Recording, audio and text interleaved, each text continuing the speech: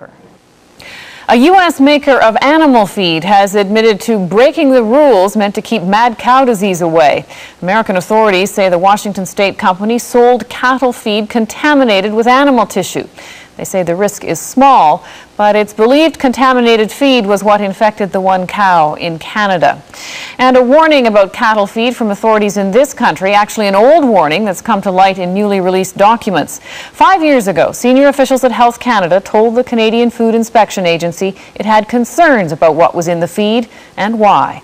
David Common reports. It's not a pretty practice, but in Canada, blood from slaughtered cattle is drained, rendered, and turned into feed for other cattle. Cattle are herbivores and they should not be forced to eat other animals. In general, cattle cannot be fed to other cattle, the result of the 1997 feed ban imposed by Canada's Food Inspection Agency. It feared BSE might spread through the food chain as it did throughout Europe. But blood was excluded from that ban under the belief it did not contain the tiny prions that carry the disease. Now, documents obtained under the Access to Information Act show that in 1998, a senior Health Canada committee warned the CFIA about having blood in animal feed. No amount of prion agent can be considered safe at this time, and saying when the same species is fed back to itself, it increases the possibility of disease emergence. We haven't taken any steps. Despite that concern, neither Health Canada nor the CFIA changed the policy, which continues today. At this point, it still does not seem that there's definitive proof that that blood is a potential source of transmission.